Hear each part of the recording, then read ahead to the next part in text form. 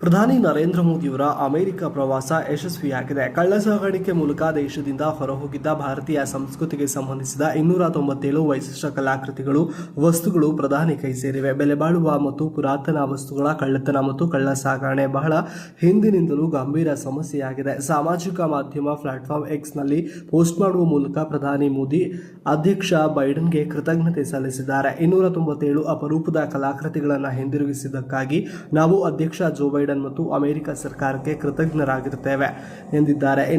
ಇದಕ್ಕೂ ಮುನ್ನ ಪ್ರಧಾನಿ ಮೋದಿಯವರ ಅಮೆರಿಕ ಪ್ರವಾಸದ ವೇಳೆ ಹಲವು ಪುರಾತನ ವಸ್ತುಗಳನ್ನು ಹಸ್ತಾಂತರಿಸಲಾಗಿತ್ತು. 2021ರಲ್ಲಿ ಪ್ರಧಾನಿ ಮೋದಿ ಅಮೆರಿಕಕ್ಕೆ ಹೋದಾಗ 157 ವಸ್ತುಗಳನ್ನು ಸ್ವೀಕರಿಸಿದ್ರು. ಇದರಲ್ಲಿ 12ನೇ ಶತಮಾನದ ನಟರಾಜನ ವಿಗ್ರಹವೂ ಸೇರಿದೆ. 2023ರಲ್ಲಿ ಪ್ರಧಾನಿ ಮೋದಿಯವರ ಭೇಟಿಯ ನಂತರ ಅಮೆರಿಕವು ಭಾರತಕ್ಕೆ 105 ವಸ್ತುಗಳನ್ನು ಹಿಂದಿರುಗಿಸಿತು. ಈ ಮೂಲಕ ಅಮೆರಿಕ ಒಂದರಿಂದಲೇ ಇಲ್ಲಿಯವರೆಗೆ 578 ಪುರಾತನ ಹಾಗೂ